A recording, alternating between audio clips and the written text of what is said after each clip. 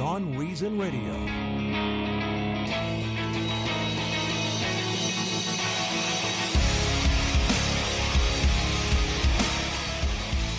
So I just saw the funniest thing on Facebook I have to share with you. Apparently, Santa Claus is in some trouble. Yes, Santa Claus. Santa Claus has been accused of sexual assault for letting young girls sit on his lap while he asked if they were naughty.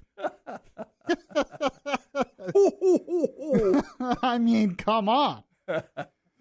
This is Beyond Reason Radio. I had to start with a laugh. This is Beyond Reason Radio, your voice of reason in a world that is beyond reason. Yes, we're back. Finally, I was not on at all last week when the world was going to hell and people were like, I need a voice of reason. And they didn't get it. So I'm on today. I'm going to recap all of the Kavanaugh stuff today and much more. If you were wondering, if you were expecting to listen to Carl Jackson asked me to fill in tonight because he had some other stuff to do. He will be back next week, so don't worry about that. But tonight it is a special Monday edition of Beyond Reason Radio. We're on Facebook Live as well. Make sure to like the Beyond Reason Radio Facebook page.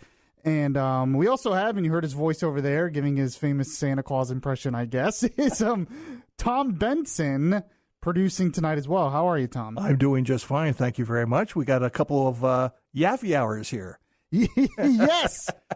It's similar to happy hour. Yes. But it's Yaffee hours. But now it's like a restaurant. Sometimes they'll have happy hour, but it'll be like, 3 hours. We got 2 hours. Yeah.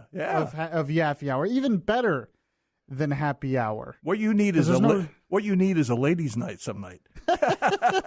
All right. We'll work on that. I'm just saying. And it's better than happy hour because there's no drinking here. Because I rarely ever drink. I have never been, believe it or not, I've never been drunk in my entire life. It's never been a thing with me. You're not missing a thing. Not a fan of that. Take that from somebody who's been there. Wait a minute. We have to investigate the FBI. That was decades. That was decades ago, though. That doesn't matter, Tom Benson. That's right. Yes, you're right. I'm calling the FBI right now. They have to investigate my producer. So, speaking of this Kavanaugh thing, there's a couple of things that I'm going to get to. And by the way, if you have any comments, you can call 407-916-5400, or you can text to 23680 where standard message and data rates apply. There's one thing I noticed today on Twitter about the Kavanaugh thing. You had the hearing last week. I'm going to give my take on that in a sec. But I noticed, and it bothers me, that this is also such a partisan issue. It doesn't necessarily surprise me, but it bothers me that this is such a partisan issue, and this is why. This is what I've noticed on Twitter the past couple of days. If you're a leftist, if you're a Democrat, you're posting stuff like, believe her. Believe her. If you're a Republican and you're a conservative, you're posting stuff like, believe him. Believe him. And I'm sitting here and I'm sitting back and I'm going through all this and I'm saying, I don't know who to believe. I wasn't there. I'm not God. I don't know who to believe. But right now it's totally on partisan lines. I believe, and it started with the Democrats this time. It started with the left. Believe her. Believe women. Okay. And then the right saying, especially after his fiery testimony, Kavanaugh's, believe him because they're defensive and they want to defend men. And I'm thinking, because, I always look at the big picture when it comes to this stuff. Mm-hmm. Mm-hmm. I'm thinking, this isn't about belief. I want to look past belief. I can't say who I believe. I don't know Kavanaugh. I've never met Kavanaugh. I've never met Ford. I don't know them personally. I don't know. I wasn't there 35 years ago. I wasn't in the room. So when you're in a situation like that, it's not about belief. It's about the evidence. What does the evidence show? Right now, the only evidence that there is against Kavanaugh are the words of the accuser. That's pretty much it. Now, she gave a compelling testimony. She seemed sincere. But that's the only real evidence against her. Now, people will bring up the polygraph. The polygraph, once again, is just her words. It's affirming that she believes what she's saying. That's all the polygraph does. Other people will say, well, she told a therapist a few years ago. Once again, all that is her words. She couldn't talk about how she got to this party, where the party exactly was, the date of the party, how she got home from the party, and there are no other witnesses who affirm that the party even happened. You have to have corroborative evidence to back this up. Now, why? Because, you're just saying that because you're a Republican and you want a conservative on the Supreme Court. No. I'm saying that because when I look at this movement, the Me Too movement, believe women. Believe all women no matter what. And then the right says, believe him no matter what. I'm thinking, these are collectivist. This is groupthink. This is collectivist think. It's a religion. The Me Too movement and politics today has become more like a religion, a dogma, than actually looking at evidence, looking at facts, looking at reason, and coming up with decent conclusions based on them. Notice the words that are being used. Belief. I believe her. These are things you say dealing with religion. I believe in God. I believe in this. These are religious terms. And we've now taken these religious terms about what you believe personally in your heart, and we've placed it on the confirmation of a Supreme Court justice. And that's ironic because justice isn't just about belief. It's about looking at the evidence and beyond a reasonable doubt condemning someone or saying someone is not guilty based on the evidence presented. And they're usually guilty if it's beyond a reasonable doubt or if it's a civil case, preponderance of the evidence. Justice is about protecting the right of the individual. But nobody cares about the right of the individual anymore. That's all I'm thinking about. I'm thinking about how can we have a society, if we have a society where an accuser can come forward and make an accusation without evidence, individual rights in this country are dead, are gone. That's why you have innocent until proven guilty. That's why you have a justice system that is supposed to be blind and looks at the evidence. That's why you have these things, because it's about protecting the right of the individual. It's not about this groupthink, believe all women. Me Too wasn't supposed to be a religion based on beliefs. It was supposed to be that women deserve to be heard. And yes, women do deserve to be heard. That does not mean they deserve to be believed. Belief has to come from the evidence. Condemnation has to come from the evidence. Now, Justice Kavanaugh actually made this a similar point in this, and it's the best point I can give you when looking at the big picture of all this. Forget who you believe for a sec. Look at the big picture of protecting the rights of the individual in this country. Does someone deserve to be destroyed if there's not enough evidence? Judge Kavanaugh, in the testimony that he did last week, he brought this up. Go ahead and play cut one for me, Tom Benson. With the mere allegation, the mere assertion of an allegation, a refuted allegation from 36 years ago, is enough to destroy a person's life and career, we will have abandoned the basic principles of fairness and due process that define our legal system and our country. He's exactly right. He's exactly right. Alan Dershowitz tweeted out something similar, and he had an opinion piece in the Wall Street Journal today. He said, being on the Supreme Court is a privilege, not a right. But being disqualified based on a false accusation of a crime would be a violation of the fundamental right to fairness. When you ask people in the Me Too movement why they automatically condemn Kavanaugh, why they automatically don't believe him no matter what the evidence, why they don't care about the evidence, it's because, well, men deserve it. Revenge. It's groupthink. Yeah. It's totally groupthink. It's all men because of the past deserve this because men in the past, a lot of men in the past were bad to a lot of women in the past. Notice this is very similar to so many things in this country today. Black Lives Matter, a lot of it is the same way. It's revenge. It's white people deserve revenge because of the past. And I heard somebody on the National Review podcast made the best statement I had heard in a while. And I actually had it on my Twitter. Let me see if I can find it. But he said, what did he say? I had it. I wanted to get this exactly right because it was such a good point. Where is it? I'm gonna have to. Well, now I'm really delaying. Now I've just totally been a halt to this. Anyway, he basically said that replacing one injustice for the other is not justice. Mm-hmm.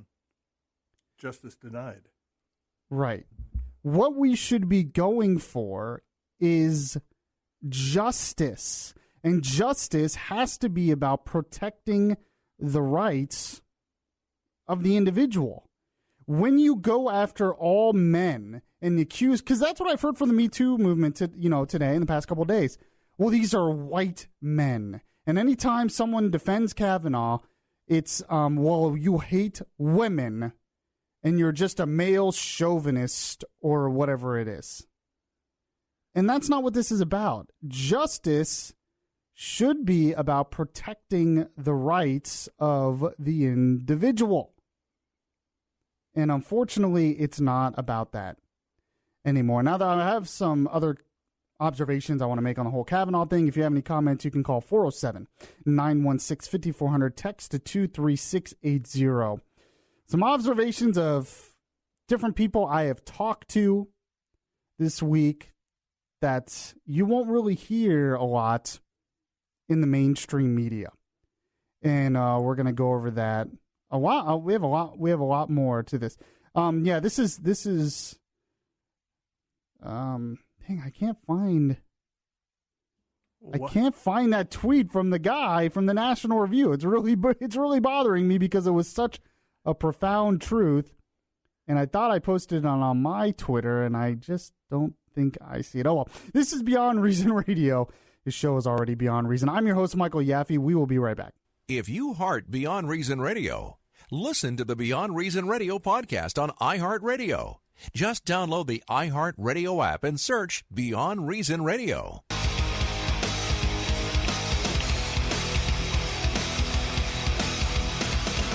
Your voice of truth in a world of fake news. Beyond Reason Radio continues right now. Okay, so I found the quote. I wanted to give this guy credit because he's really good. I was listening to one of the National Review podcasts, and a guy by the name of Charles C.W. Cook was on there as a columnist for them, one of the editors, been on a bunch of things.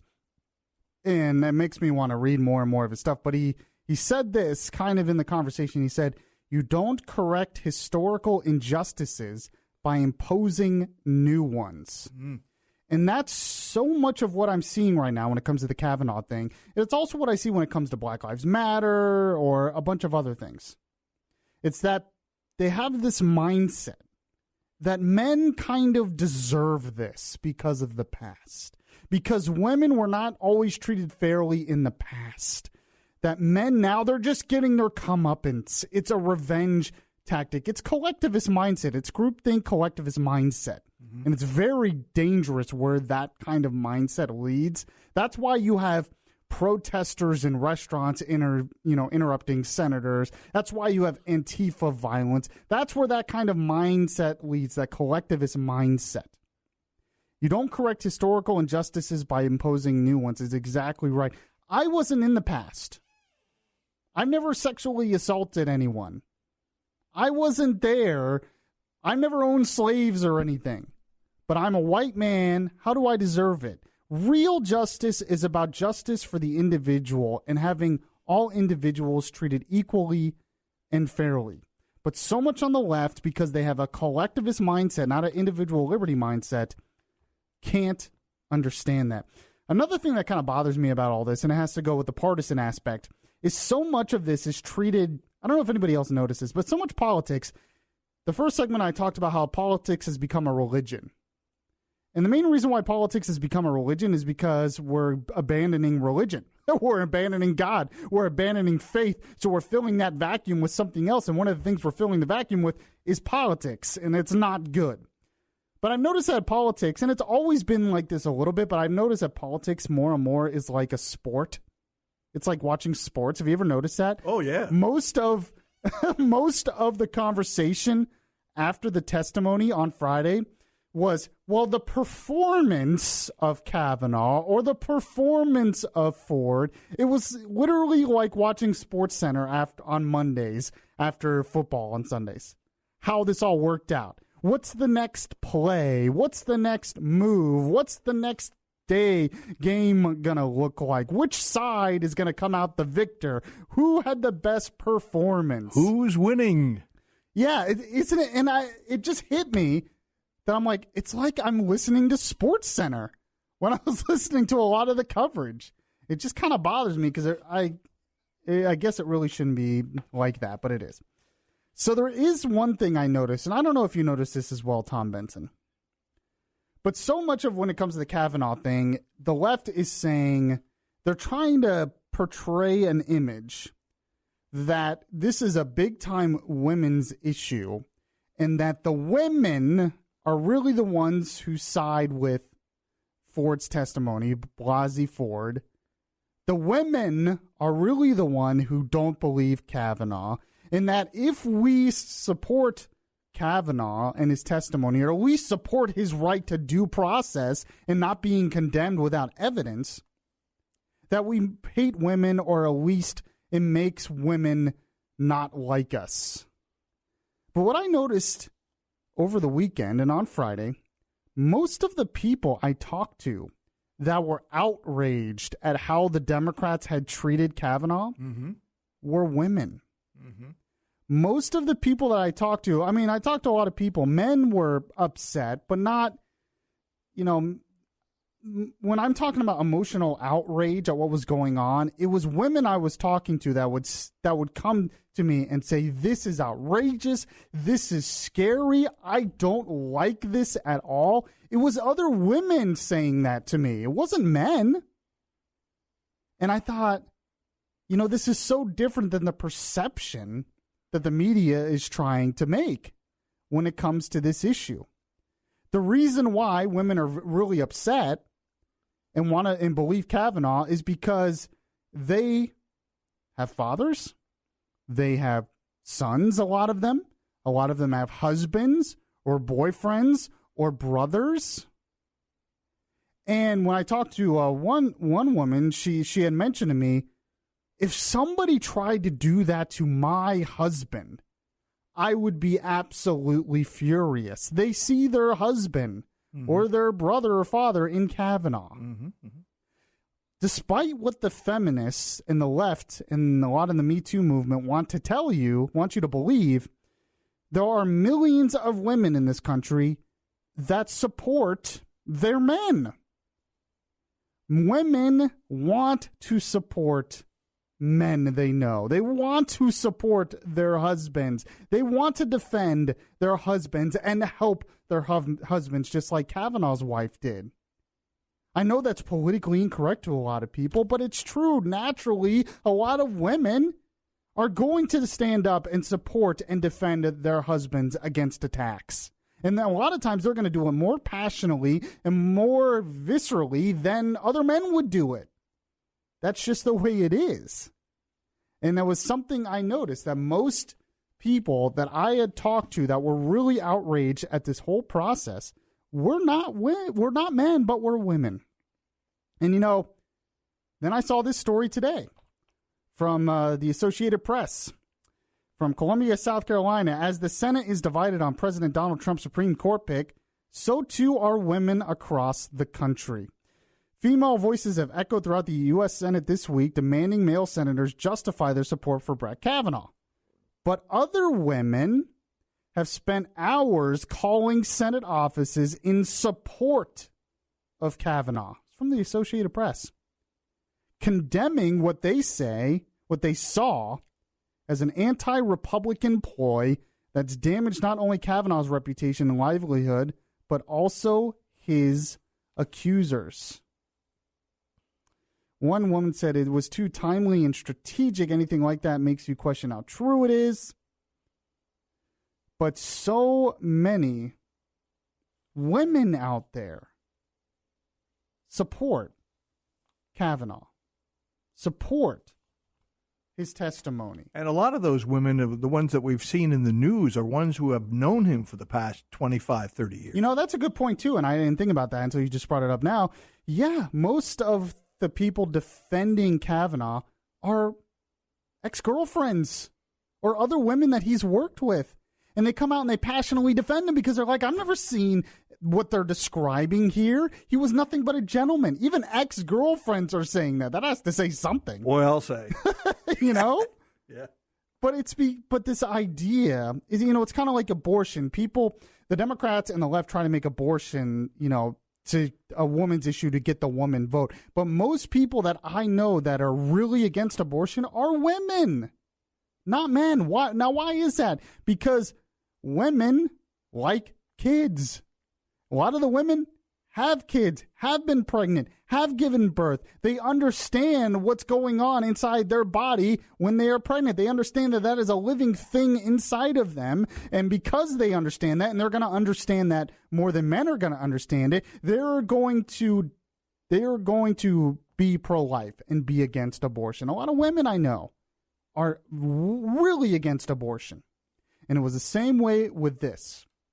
It was just an observation out there. We're going to talk more about the Kavanaugh thing. There's a lot more to get to on the show today. In the next hour, I'm actually going to talk about something else I noticed. Some good news coming out of, believe it or not, the March for Our Lives group. A kid from the March for Our Lives group who helped found that group left that group. And the reason why he left and what he is doing now is really, really surprised me, because I was really against a lot of what this kid was saying before. So it really surprised me. We're going to get to that in the next hour. And I'm also going to play, speaking of the Kavanaugh thing, we're going to continue that conversation. I'm going to play the interview with Senator Tom Cotton, who was on Face the Nation with John Dickerson, who was just awful. I don't like him on that show at all. I mean, some of these Sunday shows, like Chris Wallace, for instance, I believe he's pretty Republican. But when you watch Fox News Sunday, you can't tell which side he's on of an issue. He wants to be fair. You very rarely can tell what side he is on the issue. People like Dickerson just have an agenda that are driving it. Was so obvious. Now, I always forget her name for some reason. Who is the woman that usually does Face the Nation? She's the one that replaced Dickerson when he went to the morning show, and I can't think of her name either. She hasn't been on there. I don't know how long she's been on there, but she usually does an okay job. I don't notice too much of a partisanship. Jake Tapper's pretty partisan. Chuck Todd is really, really partisan. But when I was watching John Dickerson yesterday, I was like, this is awful. He's not even trying to hide his bias. So we're going to get to that next. 407-916-5400. Text to 23680. Standard message and data rates apply. This is Beyond Reason Radio, a special Monday night edition here on News Radio 93.1. If you miss any of the show, you can download the Beyond Reason podcast on iTunes.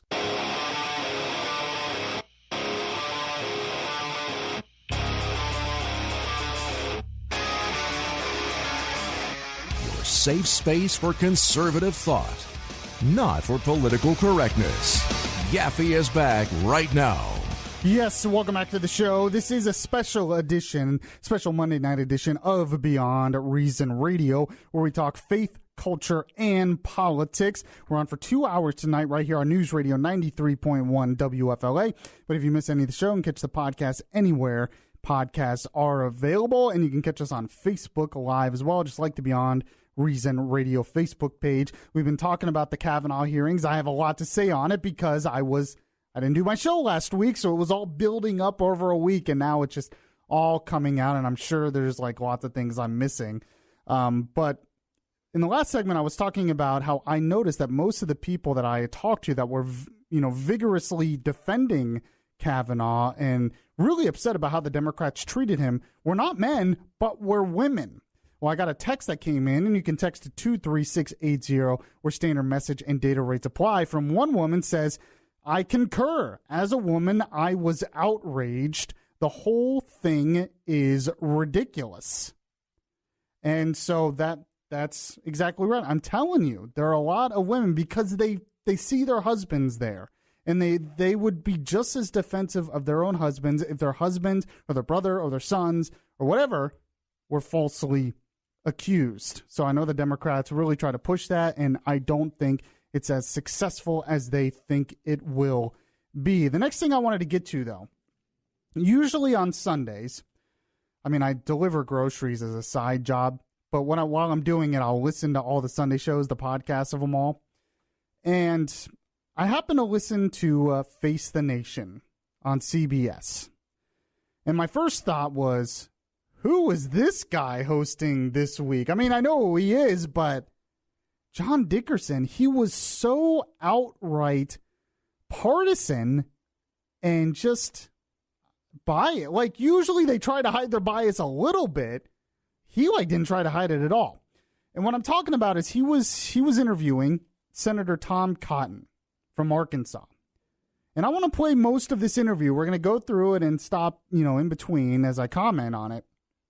But I want to play most of this because I think Tom Cotton made a good point. And then the things that Dickerson were saying, it was like Democrat talking points that I've seen over and over again, which is instructive because I want to basically debunk them. But let's hear the beginning of the interview, interviewing Tom Cotton on Face the Nation yesterday. Here it is. Judge Kavanaugh 100% denied these allegations. There is not a single bit of corroborating evidence. Every evidence that we do have, to include the people that Ms. Ford herself named, either don't recall this incident or they deny that it happened. Did you find Mrs. Ford, Dr. Ford, credible? Ms. Ford was sympathetic and she was sincere. She has been victimized by the Democrats in this process, John. They betrayed her own request for confidentiality. They leaked this to the media at the last minute because they were on a search and destroy mission for Brett Kavanaugh. You said... Okay, so for one thing, he's exactly right there. That was a search and destroy mission. And I just want to point out one thing. He asked him, does she seem credible? And he gives a pretty honest answer. Seems sincere. And so let's continue on, because listen to how Dickerson kind of continues this conversation. It's like he wasn't even listening to Tom Cotton. Here it is. When we last talked in November, I think it's important that women feel they can come forward. That's a good change in the norms and the expectations of our society. A woman came forward here, and you're saying basically she said nothing credible. How can women come forward? He didn't say that. Did he ever say that? No. No. And yet his first words were, you're basically saying that she didn't say anything credible. That's not what he said. He said she came off as very sincere. But the fact remains that there is no corroborative evidence, and you can't condemn someone in a country that believes in individual rights. You can't condemn someone just based off of one seemingly credible testimony. She could believe 100% what she's saying and still be wrong. That has happened many times in the past, especially with situations like this. So I want to continue on the interview here. Here's more of the interview. If when they do, they're told they're not credible. she came forward confidentially to Dianne Feinstein. Dianne Feinstein did not share that with the proper authorities. Chuck Grassley, her counterpart, with whom she served for decades in the Senate, and the FBI, that could have reviewed these matters confidentially. Then they leaked it to the media, creating the circus environment you've seen for the last 2 years. So that a woman thinking about coming forward will have it immediately turned into a partisan issue, as you've done it. Her issues are not being discussed by you. You haven't discussed them since you've been here. Why would a person want... Stop. That's exactly what he's doing, is discussing it. He's saying, look, there's just no evidence. Oh, well, women aren't going to want to come forward now because you're not discussing the issue. He never said she doesn't deserve to be heard. He's actually sympathizing with her because of how the Democrats treated her, which is true, because the Democrats held this for weeks, then leaked it to the media, then she had to come testify when she wanted to be anonymous. And if they really believed it, they should have released this letter weeks ago. They should have had all of this out there, but they waited to the last minute, and it was done on purpose to delay. Tom Cotton's exactly right, and it was like John Dickerson wasn't even listening, and this is what I'm hearing from all the left and all the Democrats. Continue on. To come forward if immediately the response is to get ground up in this partisan thing. You're blaming it on the Democrats, fine, but she's still a human being who has come forward. How should she be? John, how do you process what she said? John, any impact that this entire episode has had on women's willingness to come forward and report sexual assault, which I encourage them all to do immediately after it happens, is caused by the Democrats. It's caused by Dianne Feinstein and Chuck Schumer not respecting her request for confidentiality. Now, when you come forward with an accusation as serious as this, it has to be tested against the evidence and against proof. Stop right there. I mean, that's common sense, you would think. Mm-hmm. When you come forward with an accusation that's very serious, and he's admitting there that it's a serious accusation and it has to be taken seriously, you have to come forward with some proof. So far, Lindsey Graham and the prosecutor that was there as well have come out and they have said there's no way they could prosecute. If this was, prosecuted in a court of law, they would not take the case because there just isn't enough evidence. Even if you believe her, there just isn't enough evidence. And some of Ford's testimony actually made it worse for Ford because the evidence just isn't there. You have to stop, which Don Dickerson can't do. You have to stop this partisan view of things. You have to you have to stop who do you believe or whatever. You have to step back, look at the big picture, and understand that if we get away from innocent until proven guilty in this country, you are killing individual rights. All right, continue on. We would have known that confidentially inside the Judiciary Committee in August. Is the FBI wasting its time? I don't know what the FBI is going to find that the committee has not already found. The committee staff has already interviewed all the witnesses that Ms. Ford cited. They interviewed Ms. Ford and Judge Kavanaugh for 6 hours. Well, they haven't interviewed Thursday. Mr. Judge. He sent them a letter. That wasn't an interview. So you're not right about that. So they've either interviewed them or they've received letters under penalty of perjury. Well, that's different. Now these are actual interviews. So I'd be surprised stop if any right of there. So I just want to say, and this is what I've noticed. On my Twitter, I had people saying this. One of my tweets kind of went viral a little bit. They kept saying, well, why don't they want the FBI to investigate? Why don't the Republicans want to investigate? If they believe that Kavanaugh is telling the truth, then why doesn't the FBI investigate? Because it's a delay tactic. That's all it is. The only reason they want the FBI to investigate all the Democrats is because this is nothing but a delay tactic. They know that the FBI does not come to conclusions, what they admitted in hearings in the past. They know it does not come to conclusions. They know that, in fact, the senators in Congress actually have more subpoena power than the FBI right now in all of this. And when the FBI investigation is up, this one, they'll find something else to do. Of course they'll find something else. And actually, that's kind of alluded to a little bit in this interview later. But it's nothing but a delay tactic. And he's exactly right. The witnesses have already given written statements under the penalty of perjury. Oh, but that's not good enough. Give me a break. If they wanted the FBI to investigate, they should have came out with this earlier. This is nothing but a delay tactic. It's as obvious, as plain as day as anyone can see. Okay, continue on. These people, under penalty of perjury, change their statements that they've already given to the Judiciary Committee for the last 2 weeks. Let me ask you this. If it turns out that he was not truthful about something that has nothing to do with what allegedly happened 36 years ago, Truthfulness is still something you want in a Supreme Court nominee, though. Is that relevant? What are you talking about, John? But if it turns out in the course of the FBI investigation, So, if his are you siding with the efficiency Democrats and now want to have an testimony- open-ended fishing expedition? I think Okay, that's not stop fair. right there. That's exactly what the Democrats want. That is exactly what they want. It's like what they're doing with the whole Mueller investigation. They want this to be an open-ended fishing expedition to delay and to find something, anything, to make sure this guy doesn't get on the Supreme Court. How long will the Russian collusion investigation go on? As long as President Trump is president. Yeah, exactly. We don't. If it becomes an open fishing expedition, it will keep going and going and going. And that's exactly, Tom Kahn's exactly right here. And he's saying, oh, that's not fair. Oh, it's completely fair because it's exactly what's going to happen. They want to find something. They've wanted to find something. I mean, think about where this started, this whole thing. Immediately, the Democrats came out grandstanding, the I am Spartacus moment. Which, by the way, you know what really, this is kind of off topic a little bit, but you know what really makes me mad? Saturday Night Live did this whole bit on the Kavanaugh hearing. And they bashed Republicans and they bashed Kavanaugh basically with this whole bit. You couldn't do a bit on Cory Booker, Spartacus. Like, none of the Democrats. So it's like the Democrats did some crazy stuff during this hearing, and you can't make fun of them? Oh, no. No. Only make fun of the Republicans. Only make fun of Kavanaugh. I mean, there are so many bits you could do with that whole I am Spartacus thing. It's easy comedy, and they wouldn't do it. And it's just like, come on. That's why people were so sick of Hollywood and everything. I know that's a little bit off topic, but it was one thing that I noticed. But you know, Tom Kahn's right. What are you talking? He's like, what are you talking about? They know what they're talking about. They want this to continue on. This is not about finding the truth. This is not even about. It's not even about the sexual assault allegation anymore. Notice how it's sort of changed. So all this started with the Democrats coming out grandstanding. You had protesters. Then they said he committed perjury. Then they said he was too partisan. Then it came sexual assault. Now it's that he drank too much, or because he defended himself, now he doesn't have the temperament.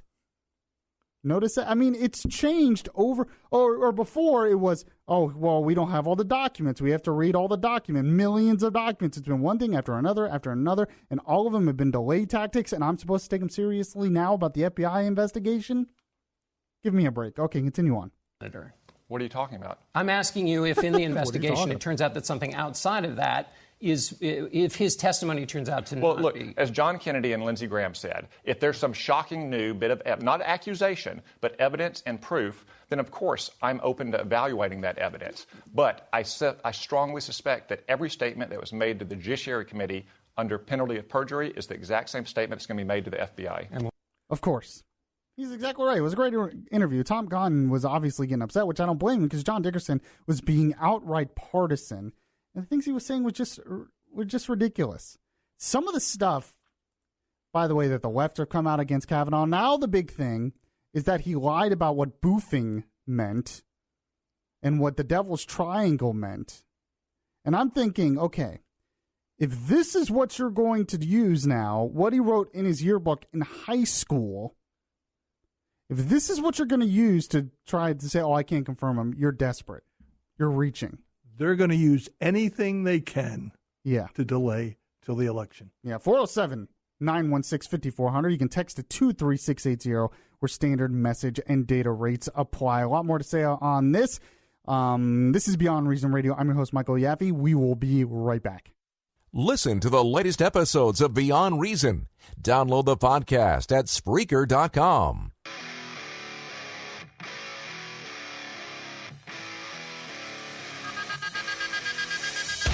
The place where we talk faith, culture, and politics. Beyond Reason Radio continues. Yes, and if you have a comment, you can call us at 407-916-5400 or 866-916-5400. You can also text us at 23680 where standard message and data rates apply. You can also comment on our Facebook Live video at the Beyond Reason Radio Facebook page. Let's go to a call here real quick. Go to Bob in Longwood. Bob, what's your take on this? Thank you, Michael. The senator from Arizona, Flake, right? He hates Trump. He hates him, and And put it this way, when he was in an elevator, right, why was CNN with the cameras and them two ladies were right there? It was a setup. They were right there. They were taking, they took the whole conversation and everything like that. Well, and it's already been proved that they were, basically professional protesters. Yeah, and actually, guess what? It was a setup. This is all set up, and actually, that senator, right? You watch. He's going to cave. Jeff Believe Flake? me. Well, hopefully, yeah. I think it's totally possible he will. Yeah, he's going to. All right, Bob. Because he hates Trump. Yep. And he wish he could beat Trump. It never will be. Oh yeah, there's no way Flake will ever get to the point of where Trump is. By the way, Carl Jackson will be back next week as a special edition of Beyond Reason Radio tonight. But Carl Jackson will be doing his show next Monday as usual, and he actually sent in a quick text. He said this. He said, if Dems are going to use Kavanaugh's high school yearbook to disqualify him from the Supreme Court, does Cory Booker's confession that he groped a drunk woman when he was 15 disqualify him for running for president? Well, of course not, because he's a Democrat. So, no way. I won't disqualify him. So, yeah, but don't forget, Carl Jackson will be back next week for his show. I appreciate him letting me fill in tonight. Let's take another call here. Let's go to Dusty in Apopka. Dusty, how are you tonight? I'm doing fantastic. How are you, Mike? I'm good. Just glad you're calling. Yeah, I'm glad to hear you on the radio again. Love listening to you. And I appreciate it. This is the time we need reason more than ever. I try. It's hard sometimes, I'm not going to lie, but I try. Go ahead, Dusty. So my question for you is, does Kavanaugh step down amidst all of this outrage is the best way I can describe this circus of... Oh, you want me to look at my approval. crystal ball, huh, and see and predict if he's going to step down? Yeah, I would love to hear your thoughts on that.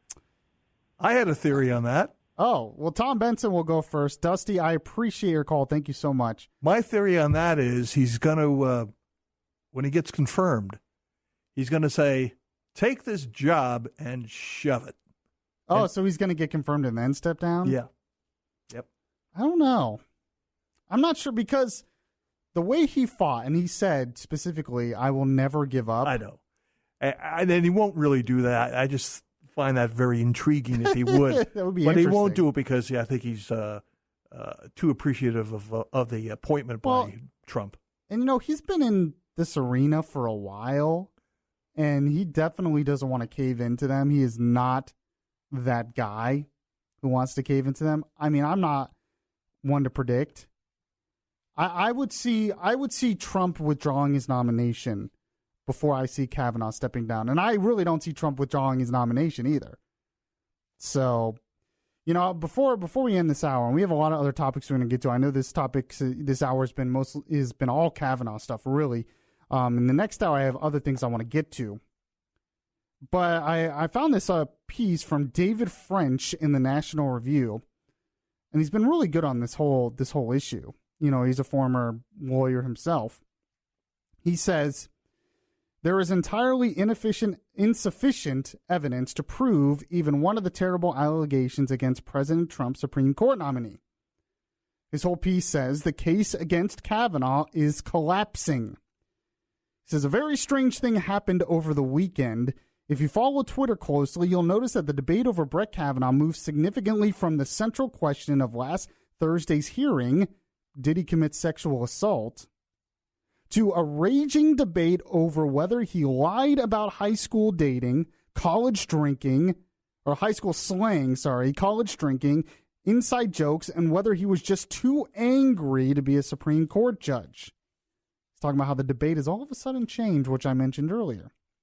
Says this torrent of commentary obscures an important development.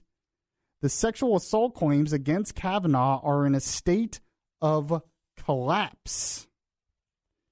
And he brings up the point that Arizona prosecutor Rachel Mitchell released a memorandum to all Republican senators summarizing Ford's evidence against Kavanaugh, saying that there are no corroborating witnesses, The friend says the friend she says was at the party in question has denied being there or knowing Kavanaugh at all. She doesn't know who invited her to the party, where it took place, how she got there, or how she got home after. By her account, Kavanaugh attacked her, but the problem goes beyond gaps in memory.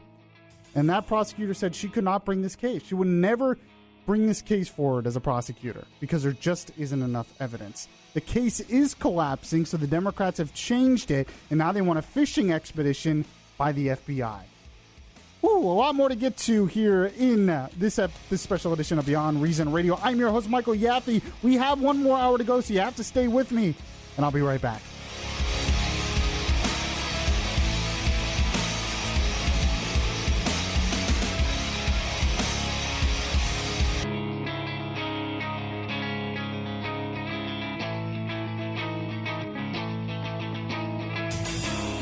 Beyond Reason Radio.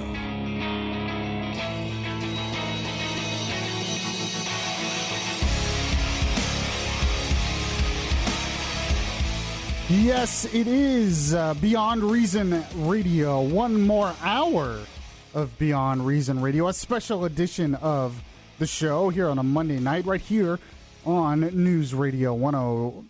Nope, I almost said the wrong one. Caught myself, though. No, we are no longer on 102.5. We are on 93.1 WFLA, but we're still on AM 540 as well. And I know a lot of you will listen to the podcast of this show later. You can get the podcast anywhere podcasts are available. And by the way, it would be nice if you give me a positive review on the podcast, or if you share the podcast with your friends. It's also on YouTube, so get that out there. Usually at this time, on Monday nights, Tom Benson is usually here, but it's Carl Jackson. Carl and the posse are not here. Yeah, they are not here tonight. Carl said he was busy. He wanted me to fill in. He'll be back next week. And I have to say, Mr. Jackson is he's really moving up in the political sphere. I've noticed him doing a lot. He writes columns for Town Hall and WorldNet Daily. He was on Tucker Carlson's show. He was on Fox 35. He posted a picture with candidate DeSantis over the weekend, Yeah, too. He's getting a nice Twitter following. So he's really getting out there and moving up. He has a speech he's doing this week. So a lot of important stuff. So he couldn't do the show tonight, but he asked me to fill in, and I really appreciate him letting me take the couple hours and be a voice of reason in a world that was definitely beyond reason for the past couple of weeks. If you missed the first hour of the show, make sure to catch it on the podcast, because that is when I talked about all things Kavanaugh. Spent the whole first hour talking about the Kavanaugh hearings, my reaction to it, everyone else's reaction to it, some interviews dealing with it, what the Democrats are doing next. So if you missed any of that, just catch the podcast. But I wanted to move on to something else that really caught my attention in the past week or so. It's really not getting a lot of attention in the mainstream outlets. I don't know. I don't think you saw this at all anywhere until I pointed it out. Yeah. And there's a reason for that, obviously. It doesn't fit the current narrative. Right. So one of the Parkland survivors has left the group he founded, which is the March for Our Lives group. Now, let me back up a little bit. If anyone has been talking about wanting a civil discourse in this country, a more civil debate over politics and culture and faith in this country, it's been me behind this microphone. But there are other people out there really starting to do this because they understand that we are a country of individual rights. And the only way to have tolerance is to have a civil discourse, but to also let others have the right to disagree with you. And there's one person who has come out now who is actually calling for this, and this really surprised me. And it's a big deal to me because of what this person was doing just a few months ago. And, well, let me play some audio here. This is from the town hall after the Parkland shooting, the CNN town hall, and one of the kids said this to Marco Rubio. Here it is. Senator Rubio, it's hard to look at you and not look down the barrel of an AR-15 and not look at Nicholas Cruz. But the point is, you're here. And then that kid started berating Rubio, basically implying he doesn't care about kids. Why is he taking money from the NRA? This kid was pretty vicious.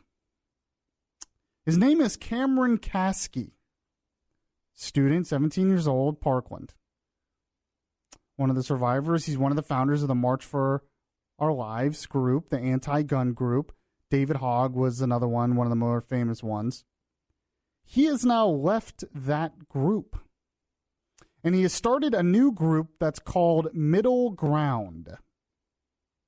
But the reason I wanted to bring this up is because he said some things that if more and more, especially young people, could come to the conclusion that he has come to, because he's been traveling the country the past few months, and it made him change his mind on some things, which nobody ever does anymore in this society, not in this social media controlled Twitter world. Nobody can change their mind. Everyone thinks they know everything.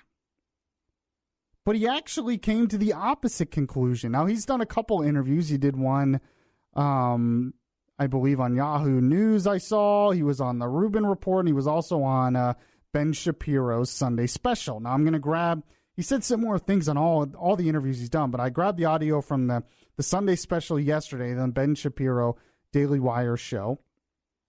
And one of the first cuts I'm going to play here really is a profound thing when you think about it. And he's exactly right, and I wish more of us would think of this way. And I'm surprised I'm saying this about him because I really did not like him before.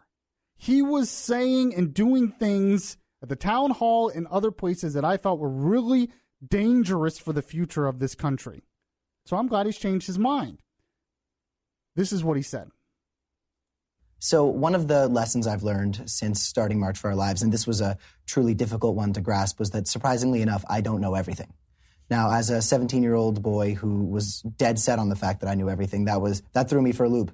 And halfway through my tour with March for Our Lives this summer, where we were advocating for more accessible voting and encouraging people to register, I realized I was in Texas and I spoke to some people.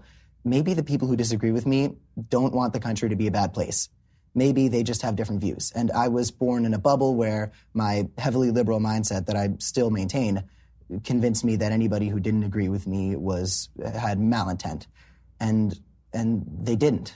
I thought that people who didn't agree with me on gun laws didn't care when kids died. That's not the case. I learned a lot of things. So this is a really important thing for a young person to a conclusion to come to. He said, I came to the realization, and it was a hard realization for me, but he said, I came to the realization that I don't know everything. This really is the beginning of wisdom. You know, it was Socrates who was basically said, he was called the wisest person in the world because he admitted he knew nothing. It's where a lot of wisdom comes from is when you come to that conclusion. I remember when I was a freshman at UCF and I took a lot of humanities and religious studies classes. I have a religious studies degree. In one of my humanities classes, the teacher went around asking us what we learned. And he came to me and I said, I've learned that I have a lot more to learn, that I don't know nearly enough, and I have a lot more to learn. And he told me, the teacher said, that's the beginning of wisdom. And the teacher looked at us and he said, I realized I went into a library once and I realized I could spend every day reading as many books as possible and probably not make a dent in reading all of the knowledge available at that library or many other libraries. That you can study and study and study, but you have to realize you don't know everything and you can't know everything. And wisdom comes from being able to admit that to yourselves so you can open up your mind to learn new things. Now, Cameron Kasky has been saying he still supports gun restrictions. He hasn't changed a lot of his political views. But what he's saying is maybe because you disagree with me doesn't mean you're evil. Because you disagree with me doesn't mean you hate children or want bad for the country. You just disagree. And he's right. Can't believe I'm saying that, like I said. But he's right. Now he continues on this point, basically saying what his middle ground group is really all about. And it's a good point. Here it is. I think that, strangely enough, the conversation that needs to be pursued is the conversation about conversations, is the fact that, you know, if I'm speaking to somebody who does not share my views on abortion, that does not mean that they want to kill babies or they want to oppress women. I think that if I'm talking to somebody about the Israel-Palestine issue and one side of the issue doesn't hate Jews and one side of the issue doesn't hate Palestinians, I think that we need to stop it. You said this to me before. We need to stop. The left and the right need to stop attacking each other's worst arguments. I think that's a big problem. So I'm here to say, well, not even where can we agree, but how can we approach this respectfully? So he's created this group, and he's basically saying what we need to have in this country is a conversation about conversations. That we have to be willing, which I've been saying forever on this show, we have to be willing to peacefully disagree. That because, and that's one of the beauties of America, is you can have disagreements and you can believe in different things. That's what individual rights is all about. And if we could peacefully disagree, we'd be in a much better place to solve problems in the future. You know, I'm actually reading Glenn Beck's book because Bud's going to be interviewing him later in the week, and they sent me a copy. Glenn Beck's book, new book, Addicted to Outrage. And I just started it, but he's making a lot of these same points. And he even admits, look, I was part of the problem too. But we're too addicted to this outrage. And it's so true that we are. I know people that are addicted to social media, and they get addicted to the debates on social media, and they can't wait to hate someone else on social media and be outraged at someone else on social media. They can't get away with it because it actually does something to your brain. The dopamine, actually getting a like or getting a share or getting a retweet, can actually have that effect on your brain, and people are addicted to it. Now, I have to say, I was addicted to it. I got so sick of it all that I can go a whole day. I'll post stuff on Twitter and Facebook and then not look at it for the rest of the day. I don't care. I'm so done with it. I'm not addicted to it anymore because I don't like the outrage. Me personally, if you know me personally, I hate all the outrage. I hate all the arguing. I hate all the anger. It's not me. So, and I think he makes a good point. Now, what's really amazing about this is it wasn't that long ago. It was just a few months ago. We were listening to all these interviews with these kids from the March for Our Lives, and they were doing exactly the opposite of what he was saying, and some of them still are. David Hogg was the worst, obviously. Now, Cameron Kasky wouldn't admit that David Hogg was the worst, but he was. They're out there, and they're trying to stoke outrage, and they are trying to stoke hatred for those who disagree with them because they think that's the only way to solve problems. And I really believe, even though Cameron Kasky said this is not why he left, I think it is a big reason why he left. I think he left because he realized that his group, March for Our Lives, was part of the problem, not the solution.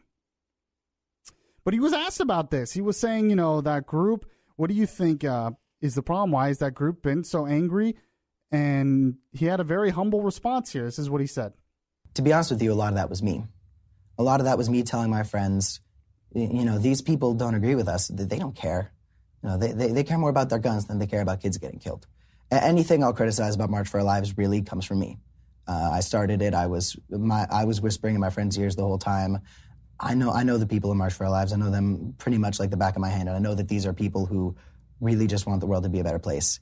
And a lot of our errors in messaging, particularly if you don't like us, you don't care, came from me.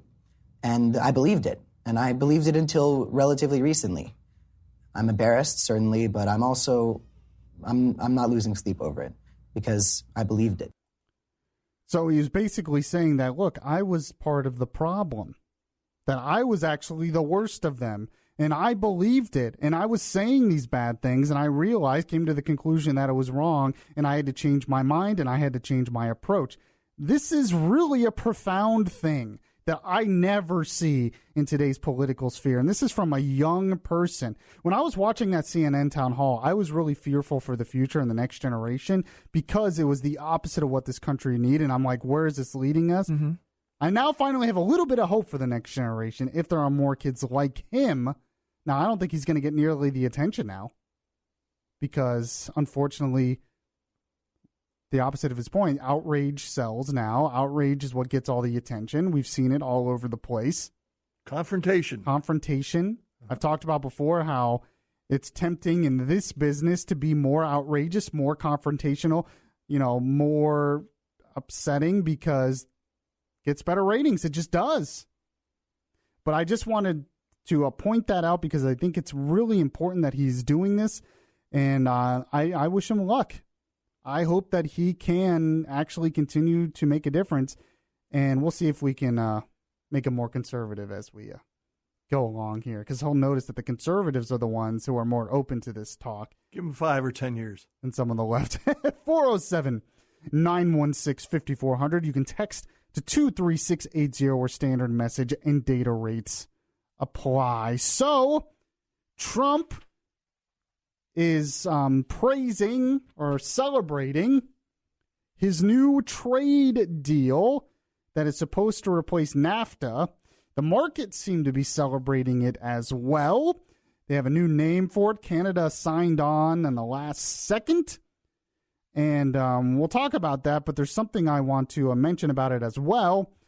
Why I've been so critical on Trump with trade, and there was a piece that really did a great job of pointing out why free trade is important. So we'll get to that next. This is Beyond Reason Radio. I'm your host, Michael Yaffee. We'll be right back.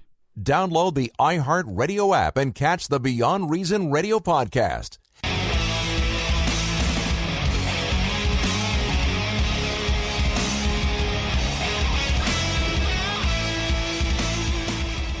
The conscience in your ear telling you the difference between right and wrong. Yaffee is back on the air. All right, this according to the Wall Street Journal. Investors greeted the completion of a new North American trade pact with relief Monday, lifting most indexes as the Trump administration turned its focus on getting the deal through a divided Congress and toward even larger economic feuds with China. It says here, uncertainty about trade has been a worry of businesses and investors for months after Mr. Trump began advancing an ambitious agenda that included a new North American free trade agreement, tariffs on U.S. metal imports, and a rewrite of U.S. economic ties with China. The new U.S.-Mexico-Canada agreement, which will replace NAFTA, alleviated some, if not all, of those concerns. Among other things, it allows automakers and other multinational companies to keep intact the complex and costly supply chains built across the continent since NAFTA was completed in 1994. It also won new concessions for U.S. farmers, and this is really the big deal here. I think this is one thing Trump was pushing, and I think he was pushing it because he knows a lot of his base and a lot of voters, potential voters, are the U.S. farmers. And even some Democrat voters are in the farmers and the Rust Belt. And he's really trying to push for those votes. And that's why he pushed this. And created new rules for digital commerce across the continent.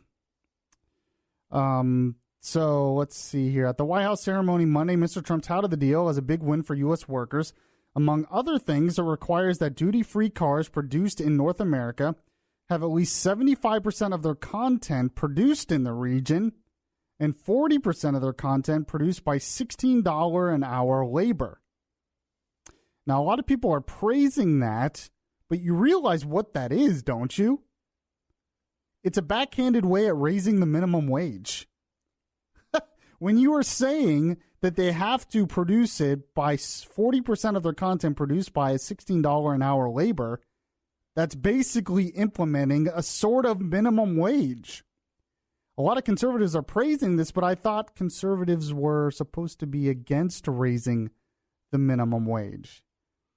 Trump basically, and they will never admit this, but this is a backhanded way of raising the minimum wage, at least for one specific industry.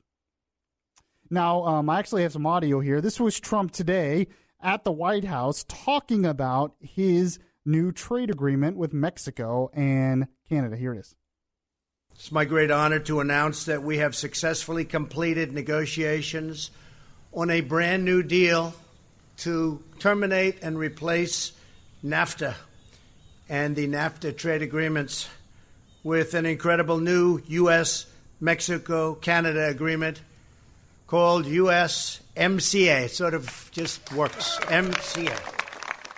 I'm thrilled to speak to the American people to share truly historic news for our nation and indeed for the world. Throughout the campaign, I promised to renegotiate NAFTA, and today we have kept that promise. It's a privilege for them to do business with us. And I'm not talking about Mexico. I'm talking about everybody. Everybody. It's a privilege for China to do business with us. It's a privilege for the European Union, who has treated us very badly, but that's coming along, to do business with us. Japan, every country. All right, another thing that came out of this, by the way, according to the Wall Street Journal, U.S. dairy farmers also got what they wanted when Canada agreed to drop its complex Class 7 system, which limited imports of certain dairy products from the U.S. It was a tough concession by Canadians that led to the weekend breakthrough after some time bitter talks between the U.S. and Canada. So the farmers are going to be happy. The Rust Belt workers are going to be happy, and that's a big reason why Trump is doing this. But I wanted to read this piece from Investors Business Daily by Steve Forbes and Tim Phillips. The Steve Forbes? I believe so, yeah. Wow. Okay. Wow, yeah. Big fan of Steve Forbes over there in the control room. They talked about why free trade is important, because I think there's still a lot of confusion over what exactly Trump believes in trade. You know, sometimes he talks and it sounds like he's a free trader, and other times he talks and it sounds like he really thinks tariffs are good and everything. So it's kind of confusing, and it's been confusing in the past.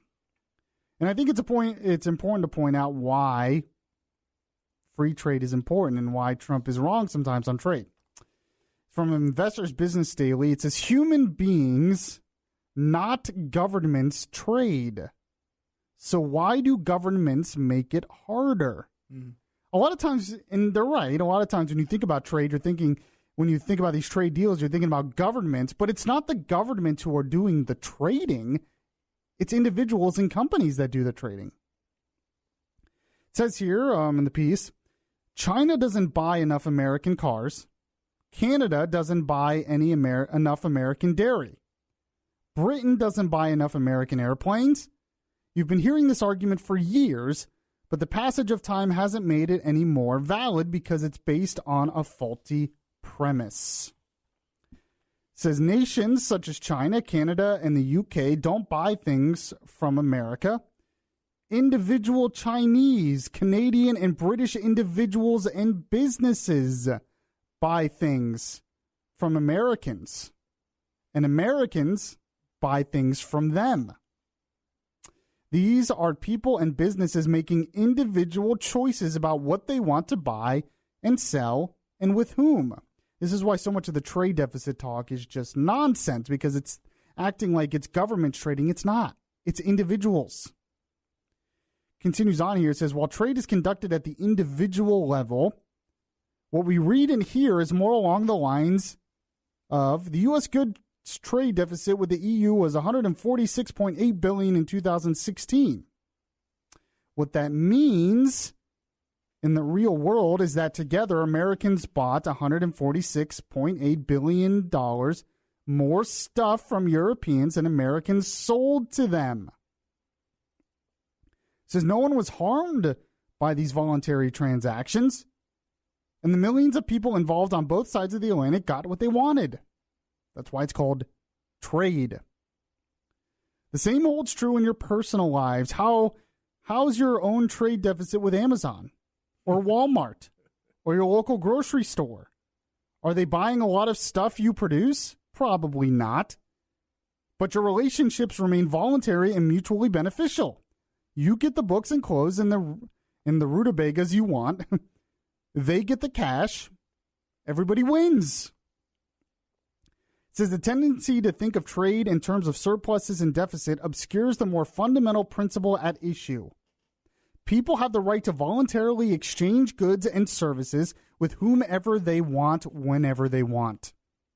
In a society based on equal rights and mutual benefit, the government should not be second-guessing these individual decisions made freely between two willing parties. I think he's exactly right. Continues on later here. He says, lest we forget, the Founding Fathers believed that private property was the guardian of every other right.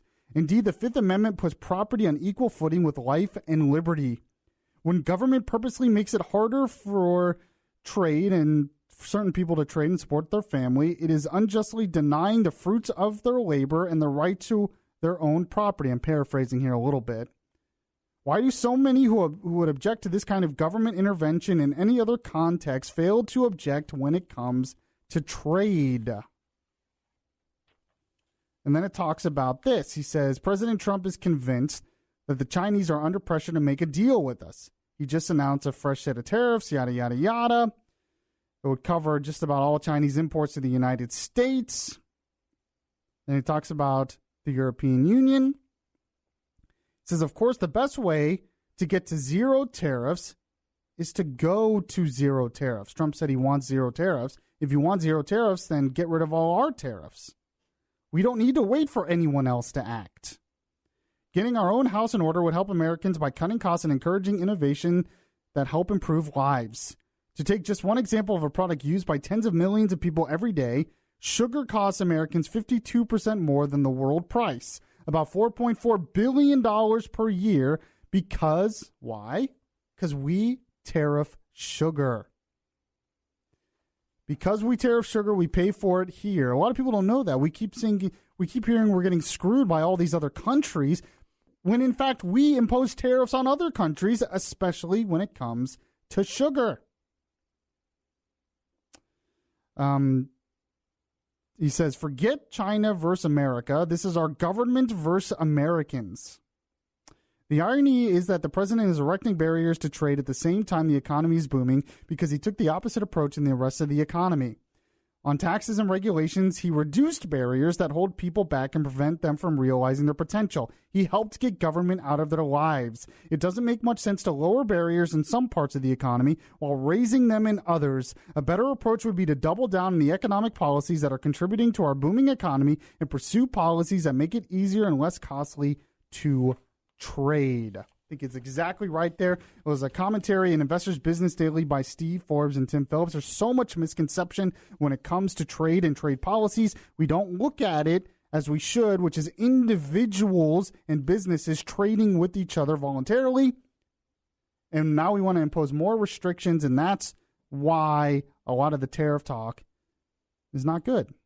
Now, hopefully it will lead to better things in the future. It apparently has in some ways, with this trade deal with Canada and Mexico. In other ways, it didn't, which I mentioned earlier. All right, I have much more to get to. I am filling in for Carl Jackson. Carl Jackson usually does his show at this time, but Carl Jackson will be back next week.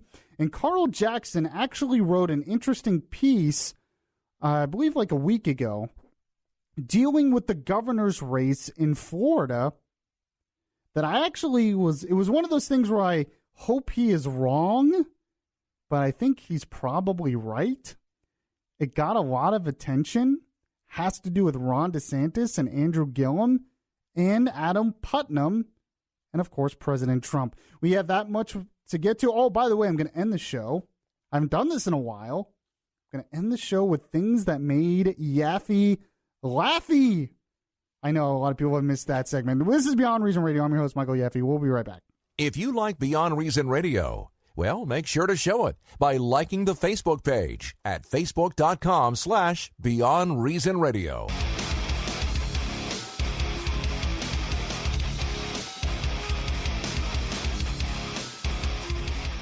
This is Orlando's Smart Talk Radio. Beyond Reason Radio continues now. So there was something that happened on Friday that really did not get any attention, because we were all distracted by the Kavanaugh stuff. But it's kind of important.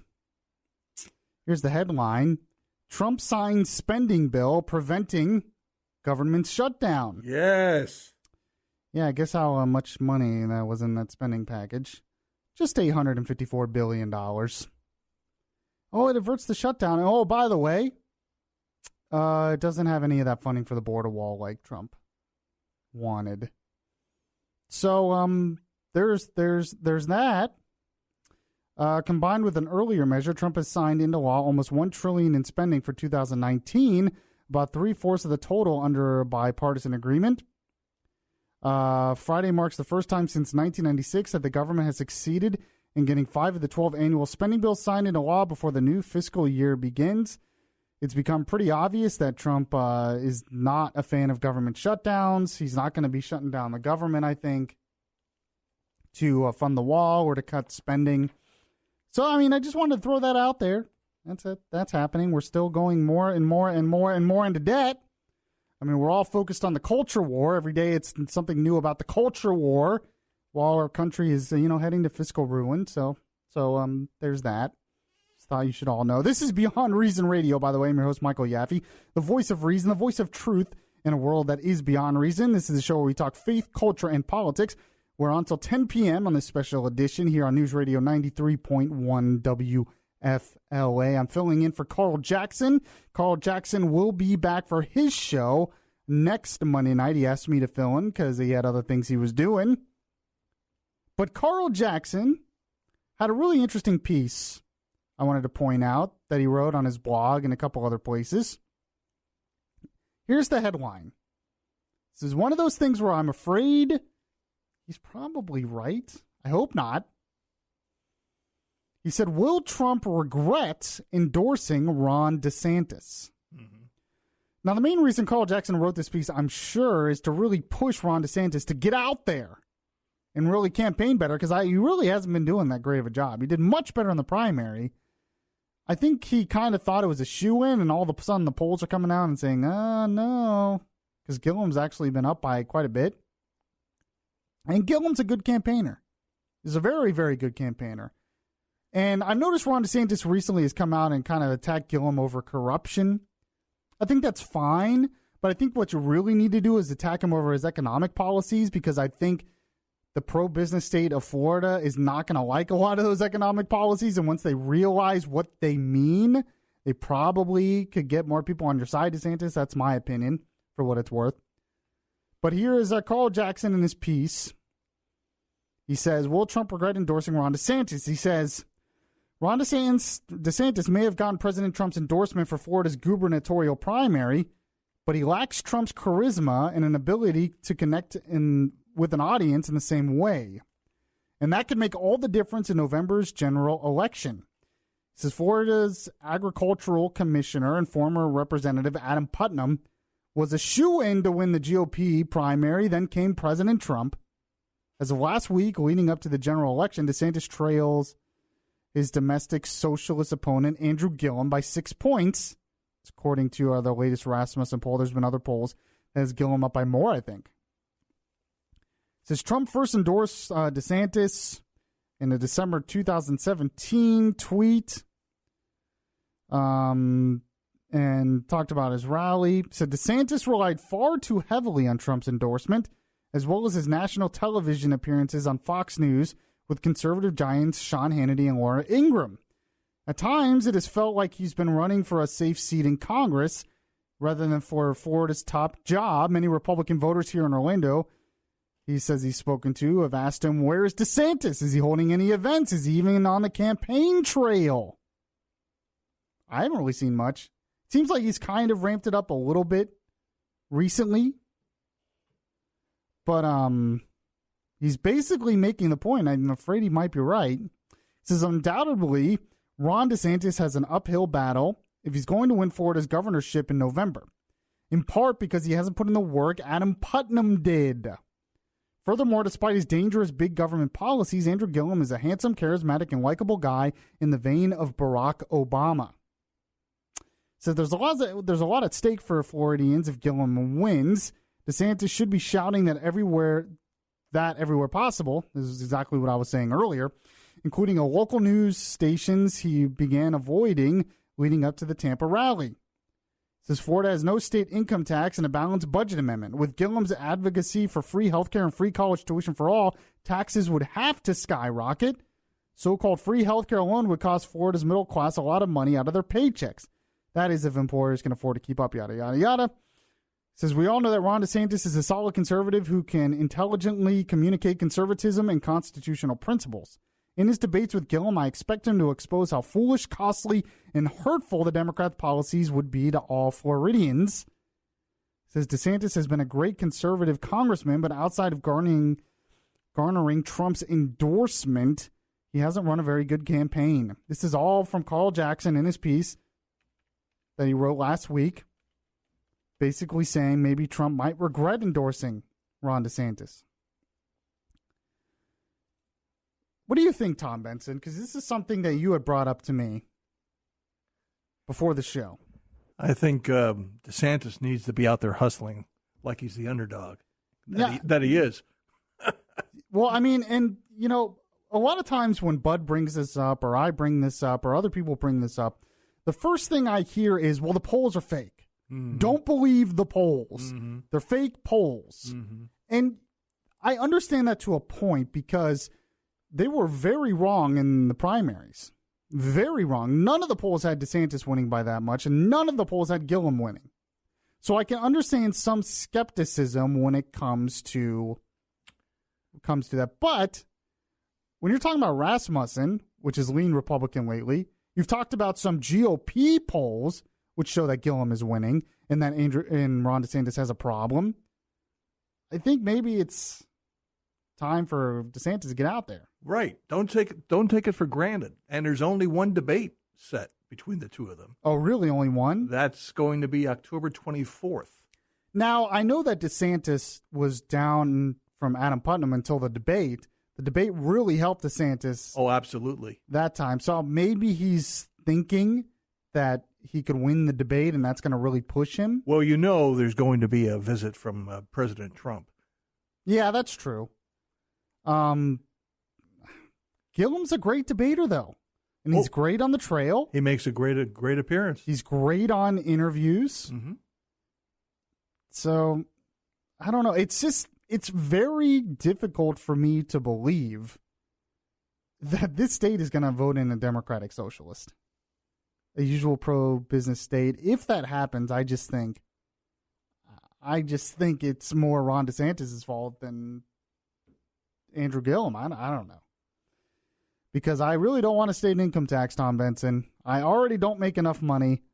I don't want a state income tax. 407-916-5400. You can text to 23680 where standard message and data rates apply. I'm going to end the show today with things that made Yaffee laughy. This is Beyond Reason Radio. I'm your host, Michael Yaffee. We'll be right back.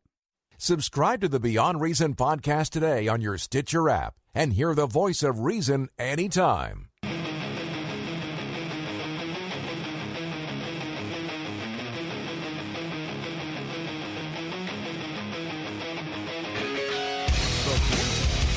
In a world that is beyond reason, he's back now. Welcome back to the show, everyone. This is a special edition of Beyond Reason Radio, special Monday night edition here on News Radio 93.1 WFLA. If you missed any of the show, catch the podcast anywhere podcasts are available. I got Tom Benson producing as well. And Tom Benson, you told me during the break that so far there's only one debate between Andrew Gillum and Ron DeSantis set up.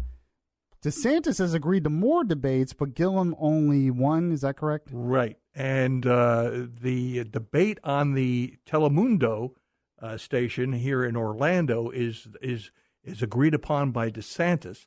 But for the Spanish audience, Gillum has made a commitment to a Miami station. So that needs to be worked out. Well, I was going to ask you, why do you think it is that DeSantis is agreeing to all these, but Gillum, what's the holdup here? I think he's, I don't know. You think maybe he's just in the lead and doesn't want to ruin his lead? I have no idea really about that. Gillum, I'm sure, has access to his own polling, and I think he's going to basically make his decision as the polls go during the next few weeks. Gotcha. Very interesting. Before we get to the Yaffee Laffy segment, I did want to share something I just saw on Facebook, which not sure how verifiable it is, but I'm just going to say it's true. Uh-oh. Uh-oh. According to, according to a guy named Wes Langler from whiskeyriff.com. Oh, that's credible. Yes, I've heard of them.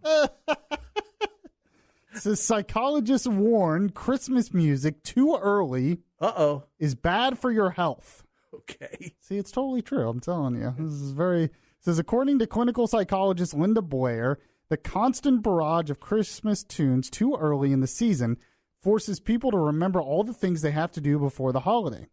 Blair says the songs are a reminder to buy presents, cater parties, organize travel, and all the more stressful chores during Christmas. You're simply spending all of your energy trying not to hear what you're hearing.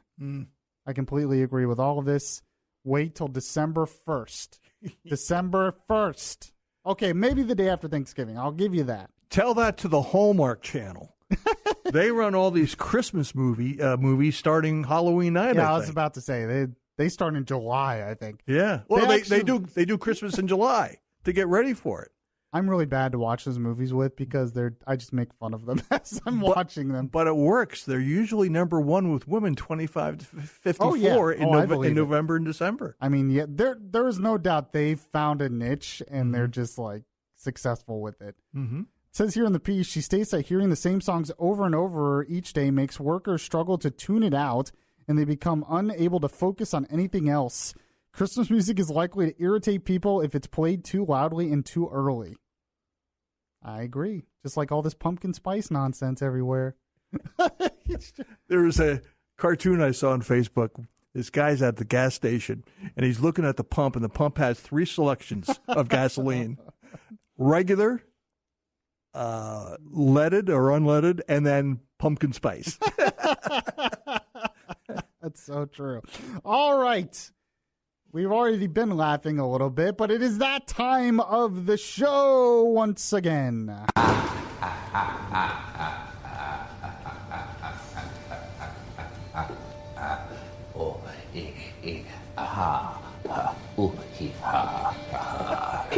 Yes, it is time for things that made Yaffee laughy. And today, it was actually President Trump. He can be really funny. He can be really funny. I mean, a lot of times when he does these rallies, he's pretty much like a stand-up comedian. But this was actually, cut 2 here, is actually from his West Virginia rally. And he was talking about Dianne Feinstein and how she leaked or didn't leak the letter dealing with Blasey Ford. Or Blasey Ford, I don't know how to say. And this is a little bit. It's pretty funny. Did you leak the document? What? No. No. I didn't leak. Well, wait 1 minute. Did we leak? Oh. No, we didn't leak. That's funny because it's true. Because that's exactly what went down during. And like, see, there's something right there. Get back to the Saturday Night Live thing. Saturday Night Live could have made fun of that whole thing, and they didn't. Right. They only focused on attacking the Republicans. I shouldn't be surprised, but it's just annoying. She really had no idea whether she talked to her staff about it or not, but somebody in her staff sitting behind her bailed her out on that one. Yeah, I mean, to act like you can't make fun of the Democrats because they're not as funny, there's so much material out there that you can use, and Trump's the only one doing it, I guess. Now, Trump actually made some funny comments today as well when he was promoting the trade deal, and then he took questions from reporters, and he was asked about the Kavanaugh thing. And there's a little bit of self-deprecating humor here from Trump, which is, a little unusual, but kind of nice. It was pretty funny. This is what Trump said about, Kavanaugh's drinking. Lie about his drinking. Does that mean you'll pull his? I don't think he did. Okay. Look, here's what I'm just saying. I'm not a drinker. I can honestly say I never had a beer in my life. Okay. Right. It's one of my only good traits. I don't drink. Whenever they're looking for something good, I say, I never had a glass of alcohol. I've never had alcohol. I've just, for whatever reason. Can you imagine if I had, what a mess I'd be? I'd be the world's worst. Well, but I never drank, okay? So, I mean, it's pretty funny. I mean, people, Trump a lot of times can be, over the top and him praising himself and all that, but he can be self-deprecating. I mean, stuff like that, people respond to that. It humanizes him. I mean, Trump doesn't get enough credit, I think, for making comments like that. That's pretty funny. But his best comment, the funniest comment of the day, was also talking about, Kavanaugh and drinking. This was today at the press conference dealing with the trade deal. But, of course, Kavanaugh came up and he was continuing talking to reporters about that. And this comment was, I think, the Yaffee comment of the day. Here it is. I mean, there are bad reports on everybody in here. Most of the people sitting down there bad, except for Mike Pence, by the way. And if we find one on him, then I think that'll be the greatest shock of all time. So, and by the way, I thought that was great, except Mike Pence, by the way. Mike Pence is great. But I thought it was interesting that he also brought up that he's seen other senators in compromising positions, but he wouldn't name names or whatever. He just threw that out there. Well, look at the $17 million that have been made in payments that have been made to congressional people on behalf of congressional people to hush up things. $17 million. Come on. And it's, it's really a good point, because it's funny how the people that are really like criticizing Kavanaugh, going after him, saying they believe her and all that stuff, it's Hollywood, which has no credibility on this issue. It's Washington and Congress, which we know, like, that what Trump says there is true, that a lot of them definitely don't have any credibility on this issue. And it's, of course, the New York news media, the New York, D.C., L.A. news media. They're teetotalers. They don't drink. Oh, yeah, they don't drink. No, they no. don't. There's no sexual misconduct in any of those. Oh, it's all nice and clean. They're just after they're done at their media outlets, they just go home and they read the Bible and they they pray. I'm sure that's what's going on. All right, I appreciate Carl. I have to thank Carl Jackson for letting me fill in and do my show tonight. He will be back next week. I appreciate you listening. If you missed any of the show, I talked about Kavanaugh a lot in the first hour. Miss any of the show, check out the Facebook Live video on the Beyond Reason Radio Facebook page, or check out the podcast anywhere podcasts are available. Thanks to Tom Benson for producing, and, well, I'll catch you guys next time.